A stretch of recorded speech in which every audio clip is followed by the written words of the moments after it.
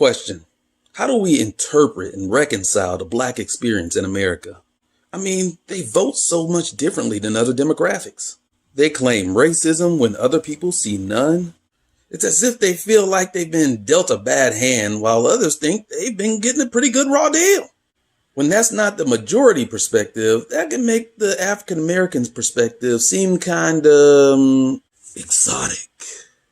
So how do we reconcile that? If you don't happen to have any black friends, or at least ones who are articulate and are patient enough to break it down for you, then you're left up to your own devices to make sense of it all. And in the absence of black voices to explain their own perspectives, there are many media figures, pundits, organizations, and politicians that are more than happy to create a narrative for you that fits their political agenda. Let's take Black Lives Matter, for example. They said Black Lives Matter. Simple enough. I mean, they do matter, don't they? Don't they? And you heard, white lives don't matter and police lives don't matter. So you heard what they said, you decided to interpret as something else. And every time they tried to clarify for you that all lives do indeed matter, you had your interpretation of what you wanted them to mean in your mind, and you weren't going to move from your position. Isn't that a radical interpretation? I mean, I can understand if when somebody says it's a nice day out and you say, all days are nice. Sunday was a nice day too. What about Sunday? Or when people say they're about to go to a march to support the cure for breast cancer and you say, but what about prostate cancer? All cancers matter. What, so we just gonna create a new understanding of the English language and new rules of logic that we only apply when we're talking about black folks? When you can stretch someone's appeal for empathy to say that their lives matter into a hateful and divisive message, that's pretty radical. And it's a telltale sign that the mainstream American public has been radicalized. I know what you're thinking. Radicalization is a process by which Muslims go through right before they commit their acts of terrorism. I know it, it's a fact. No, Muslims don't have a monopoly on being radicalized. The truth is, good old homegrown Americans of every race and creed and ideology are radicalized every day in America. Most people don't know they're being radicalized when they're being radicalized. As long as I don't attend a Klan rally or shoot up black people, then I'm not radical. It's best to think of radicalization as a process, not just a destination. There's a lot of small beliefs that lead you step by step along that journey, and those beliefs matter too. Some people are laser focused on making sure that the title of racist doesn't stick to them, but they could care less whether or not their views, habits, or behaviors are racially toxic. No, Chris, you don't understand. George Soros funded this Black Lives Matter stuff, and it's all a scheme by the Democrats. I'm gonna stop you right there. If George Soros and Democrats decide to get behind measures that support LGBT rights, does that suddenly mean that LGBT people don't have any discrimination or rights issues? Does that mean that LGBT people are brainwashed by Democrats and George Soros? No, they can tell by what happens in their daily lives what rights they do or don't have. And the same might be true for black people. Maybe, just maybe, we have some personal experiences and aren't just brainwashed by liberals and media. And just because you're seeing this more and more out of nowhere in the media, doesn't mean black folks haven't been talking about these issues at their kitchen tables for decades. And it doesn't hurt to give black people credit for being able to think independently and come to their own conclusions about things. Don't get it twisted. There's a difference between the Black Lives Matters hashtag versus the group. Most black people support the hashtag message that black lives are supposed to matter, just like every other life is supposed to matter. And it's about time that America lives up to the ideal that all lives do matter, including the black ones. But some of y'all's media sources do a good job of radicalizing y'all by finding those few examples of people looting and saying they hate the police and plastering it in your face all day so that you can not only hate them, but you'll hate the hashtag too. And most people who like the hashtag haven't even attended a Black Lives Matter meeting or rally or anything. So how do we get away from this radicalization that's mainstream in this country? I have a simple remedy for it. It's called giving black people the benefit of the doubt. One way that you can show love towards your fellow neighbor is to give them the benefit of the doubt. Black people deserve the benefit of the doubt too. If someone calls Donald Trump or someone else in politics a racist, a lot of y'all by default, without them even needing to ask, will give them the benefit of the doubt and conclude that they're not a racist without even giving much thought to the claim. And if you could give us black people just half of that benefit of the doubt, I ain't even asked for much, just half. That would go a long way, homie. When they say, oh, they just hate white people and cops. Oh, they're just looking for a handout. Oh, they're just brainwashed by the Democrats. They're just so dumb they're on a Democrat plantation. Give the benefit of the doubt. You just gonna soak that up without even questioning it? Really? Really? Really? Wow. When police use lethal force and there's no videotape, you give them the benefit of the doubt.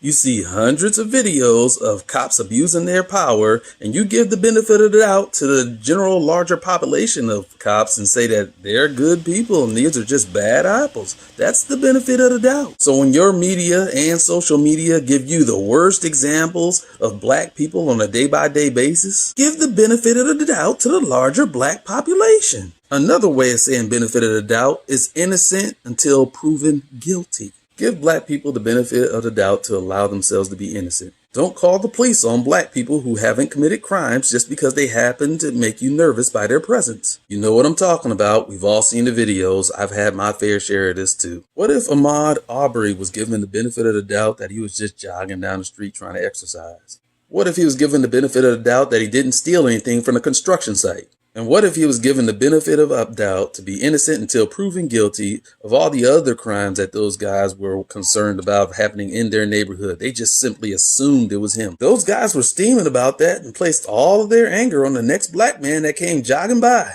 We've seen this exact same story before. Trayvon Martin, George Zimmerman. Zimmerman was sitting there steaming about the crimes that were happening in the neighborhood and happened to project all of that upon the next black boy that came walking through that neighborhood, Trayvon Martin. What if Trayvon Martin was given the benefit of the doubt that he wasn't trying to rob houses, that he was just walking home? It may have just maybe looked around at a few houses while he was walking. Is that a crime? Is that worth calling the police over? Zimmerman was caring before Karen was caring. Trayvon was not allowed to be innocent until proven guilty. Trayvon was presumed guilty and needed to prove his innocence of looking at houses and looking for someone to rob. Now, Trayvon Martin is a kid. He does what all kids are taught to do when they see strangers. Stranger danger, run. But since he's not given the benefit of the doubt, his running is shown as a sign of his guilt. And just like Ahmaud Arbery, they were willing to use self-defense to fight back against the people that were stalking them. But the general public didn't look at Trayvon Martin fighting back as self-defense. They saw his willingness to fight back as justification for him being shot and killed. Tamir Rice could have used some of that benefit of the doubt before he was shot dead for having the audacity to play with a toy gun at 12 years old. John Crawford could have used some of that benefit of the doubt as he picked up a gun that Walmart was selling in the store and someone called the police and they shot him and didn't even give him a chance. That presumption of innocence until proven guilty matters. Because if I'm a police officer and I believe that the badge that I wear makes me one of the good guys, and I assume that the guy that I'm trying to arrest is one of the bad guys, then it becomes easier for me to rough a few people up, throw a few people against the wall, or put a knee on their neck. If I know I'm the good guy fighting the forces of evil, heck, I might be thinking I'm doing society a favor by roughing up scum like this. Most people who saw George Floyd's death didn't know about his criminal record or anything and didn't care because it didn't matter. Wrong is still wrong. But people like Candace Owens want to feel better about this cop killing Floyd. So she starts digging deep into the man's background to see if he stole somebody's blocks in kindergarten. And once she finds out that he did, she goes and rants about the man that was murdered. Now, if somebody is murdered and she admits that he supposedly didn't deserve it, you're going to take that occasion to stomp on their grave to accomplish what? And she used that as an opportunity to stomp on black people at large. And some of y'all, never to turn down a good opportunity to be radicalized, we're happy to see her talking negatively about black people, and we're ready to share that all over your page. And like, wow, somebody finally ready to speak the truth. I could take this opportunity to rant on white people, but that's not where I get my joy. I don't want to go tit for tat. But some of y'all could have gave black people the benefit of the doubt that maybe we weren't just trying to celebrate the scum of our society as martyrs. Maybe, just maybe, when we saw George Floyd's head on the ground, we saw ourselves possibly being in that same situation. Maybe, just maybe, we've been accused of crime so much and not given the benefit of the doubt that we're protesting about the larger narrative about black people not given the presumption of innocence. Would you think black people just sitting around saying, oh man, we love George Floyd's criminal record, man. He's just awesome. He's got criminal record. She told y'all that he was our martyr and y'all just sucked that up, just believed that, didn't even question it, huh? Benefit of the doubt. Well, why are you out there still protesting, okay? The cops been arrested now, okay? They even arrested the officers. They're charging them, okay? Justice is going to be served. It's over now. Go home. If you think all that protesting was about just one man, then you haven't been listening to anything I said in this video. George Floyd could have been any of us. Black people are several times more likely to be falsely convicted of crimes we did not commit.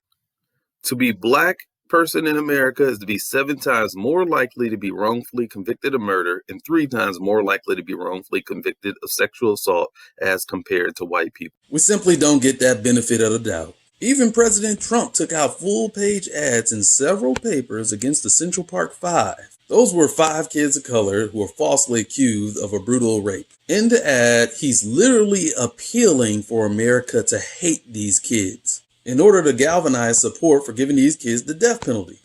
Here's a quote from the article. Mayor Coach has stated that hate and rancor should be removed from our hearts. I don't think so. I want to hate these muggers and murderers. They should be forced to suffer, and when they kill, they should be executed for their crimes. He goes on to say, I want to hate these murderers, and I always will. They lost a lot of time behind those bars, but DNA and a confession eventually freed them and made it clear that they didn't do the crime. They were given no benefit of the doubt. So when a billionaire is willing to spend his good old hard-earned money to radicalize the public against you, good luck receiving justice as a black man.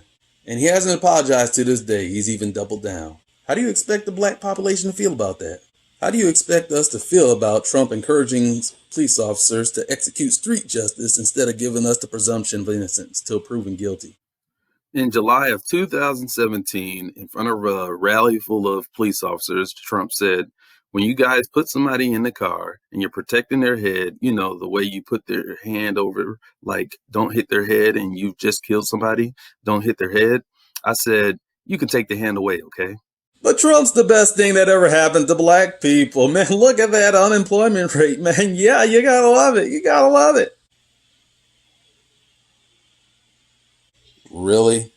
So white people and other demographics are allowed to be able to say, I voted for XYZ, Trump, or whoever else because he gets it and he understands people like me. But when Trump and other Republicans make it clear that they obviously don't get people like us, suddenly black people have been brainwashed and on the Democratic plantation, or they just been brainwashed by the media. Give the benefit of the doubt. And I'm not saying Democrats are perfect, but right-wing politics has made its bread and butter on the denial of black perspectives and radicalizing people against those perspectives. Democrats are at least willing to say that your lives and your perspectives and your truth does matter. And that's really just the minimum default needed to get a vote. That's not even a promise that you have good ideas to do anything about it. But Republicans aren't even trying to compete for that vote. Name any other demographic that politicians reach out to try to appeal for their vote by saying, hey, your experiences are invalid. You've been brainwashed. Vote for me. I'll wait. And there's nothing inherently in conservatism that has to see the black experience as a threat. But too large of a portion of right-wing politics tend to see it that way. And a lot of Republican politicians either double down on this type of rhetoric against the black experience, or they hide in the closet in silence, not willing to come out publicly and fight back for the black experience because that's not popular with their base. Either way, black people see this stuff happening. And they're going to vote for the lesser of two evils, just like you do.